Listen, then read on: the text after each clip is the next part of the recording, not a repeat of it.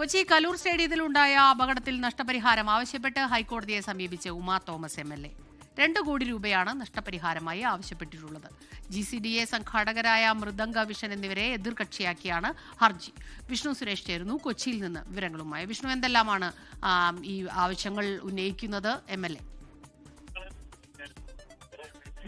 ഈ അപകടം നടന്ന 1 വർഷം പിന്നിടുന്ന ഘട്ടത്തിലാണ് ഇതിൽ മൃദംഗ വിഷനും GCDAക്കും ഉമാ തോമസ് നോട്ടീസ് അയച്ചിരിക്കുന്നത്. ഈ അപകടത്തിന്റെ പൂർണ്ണ ഉത്തരവാദിത്വം ഇരുവർക്കുമാണ്. അതുകൊണ്ട് 2 കോടി രൂപ നഷ്ടപരിഹാരം ആവശ്യപ്പെട്ടാണ് 2 പേർക്കും നോട്ടീസ് അയച്ചിട്ടുള്ളത്. കേസുമായി ബന്ധപ്പെട്ട് കുറ്റപത്രം നേരത്തെ തന്നെ സമർപ്പിച്ചിരുന്നു. മൃദംഗ വിഷന് വലിയ വീഴ്ച സംഭവിച്ചിട്ടുണ്ട് സ്റ്റേജ് നിർമ്മാണത്തിലടക്കം എന്നാണ് കുറ്റപത്രത്തിൽ പറയുന്നത്. പക്ഷേ GCDAക്ക് ക്ലീൻ ചീറ്റ് നൽകിയിട്ടുണ്ട്. ഇതിനെതിരെ അടക്കം ഉമാ തോമസ് രംഗത്ത് വരികയും ചെയ്തിരുന്നു. ഇതിന് പിന്നാലെയാണ് 2 കൂട്ടർക്കും GCDAക്കും അതോടൊപ്പം മൃദംഗ വിഷനും 2 കോടി രൂപയുടെ നഷ്ടപരിഹാരം ആവശ്യപ്പെട്ട് നോട്ടീസ് അയച്ചിട്ടുള്ളത്.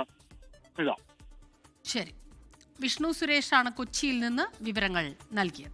ലോകത്തെവിടെയായാലും ഏത് സമയത്തും 24 വാർത്തകളും ഓഗ്മെന്റഡ് റിയാലിറ്റി പാക്കേജുകളും എക്സ്പ്ലെയിനറുകളും വിശദമായി കാണാൻ ഞങ്ങളുടെ YouTube ചാനൽ നിങ്ങൾക്ക് സബ്സ്ക്രൈബ് ചെയ്യാം.